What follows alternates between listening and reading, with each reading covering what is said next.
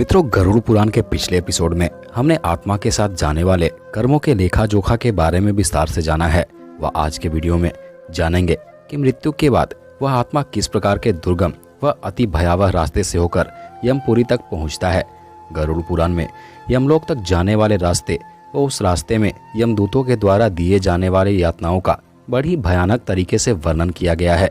गरुड़ पुराण में कहा गया है कि जो प्राणी मृत्यु लोक में पाप कर्म करते हैं उसकी आत्मा को बड़े ही भयावह तरीके से यमदूत यातनाएं देते हुए यमलोक तक ले जाते हैं। तो चलिए आज के वीडियो में हम उस आत्मा के साथ यमलोक के रास्ते में होने वाले घटनाओं का वर्णन करते हैं।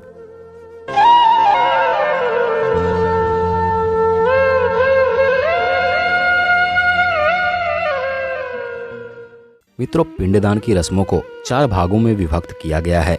कहा जाता है कि उन 4 भागों में से 2 भाग उन पंच तत्व जैसे पृथ्वी, जल, वायु, अग्नि और आकाश को अर्पित किया जाता है। वह शेष 2 भागों में से 1 भाग यमदूतों को व 1 भाग उस प्रेत आत्मा के लिए अर्पित किया जाता है। 9 दिनों तक के अर्पित किए जाने वाले भोजन को खाने के बाद प्रेत आत्मा प्रेत शरीर में परिवर्तित हो जाता है, जिसकी लंबाई मनुष्य के हाथों जितना होती है। और 10वें दिन के भोजन से उसे यमदूतों के साथ चलने की शक्ति मिल जाती है और यमलोक तक जाने वाले दुर्गम रास्ते पर चलने के लिए तैयार हो जाता है। इसी रास्ते को मृत्यु सड़क भी कहते हैं। मृत्यु के बाद जो उसके पुत्र पौत्रों द्वारा लाई अर्पित किया जाता है उससे उस आत्मा के अंगों को शक्ति मिलती है। पहले दिन के लाई के अर्पण से सर, दूसरे दिन गर्दन व कंधा, तीसरे दिन हृदय, चौथे दिन पीठ, 5वें दिन धूनी, 6ठे दिन कुल्हे व गुप्त अंग, 7वें दिन जांग, 8वें दिन घुटने व 9वें दिन पैरों को शक्ति मिलती है। वह 10वें दिन के लाई व पिंडदान से उस आत्मा को भूख प्यास मिटती है। यह निर्वाचित प्रेत शरीर भूख प्यास से दुखी 11वें दिन व 12वें दिन भोजन करता है। 12वें दिन के भोजन करने के बाद 13वें दिन वह प्रेत शरीर यमदूतों के बंधनों में जकड़ा एक बंदी बने हुए बंदर की भ्रांति उस सुनसान भयावह मृत्यु सड़क पर घसीटता हुआ चलता है।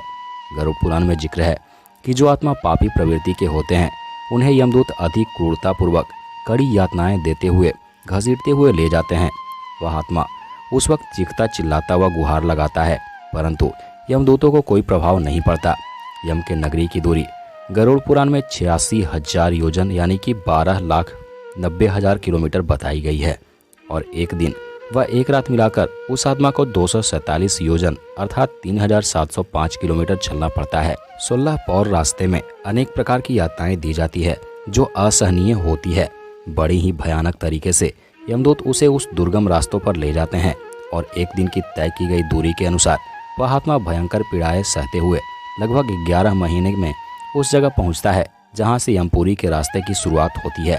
यह रास्तों के बारे में गरुड़ पुराण में और भी भयंकर रूप से वर्णन है।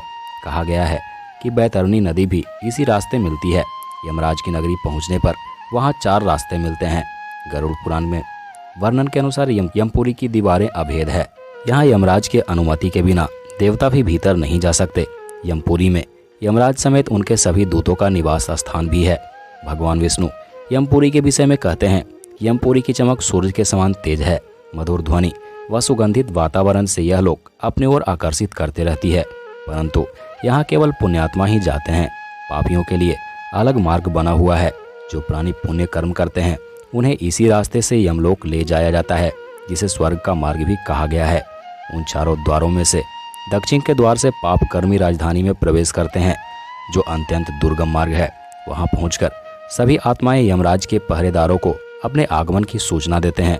तो मित्रों, गरुड़ पुराण के आज के एपिसोड में हमने प्राणी के आत्मा के साथ यमलोक तक जाने में होने वाले कठिनाइयों को जाना है। गरुड़ पुराण के अगले एपिसोड में हम जानेंगे कि पापियों के लिए बनाए गए बैतरणी नदी में किस किस प्रकार की यातनाएं दी जाती है व किस प्रकार वह पापात्मा बैतरणी नदी को सरलतापूर्वक पार कर सकता है। तो मित्रों, आज के एपिसोड में बस इतना ही। वीडियो खत्म करने से पहले आपसे निवेदन है कि हिंदू पौराणिक कथाओं से जुड़ी वीडियो देखने के लिए आप हमारे चैनल को सब्सक्राइब कर बेल आइकन दबाना मत भूलिएगा, ताकि आपको हर एक वीडियो का नोटिफिकेशन मिलती रहे। तो मिलते हैं गरुड़ पुराण के अगले एपिसोड में। तब तक के लिए नमस्कार।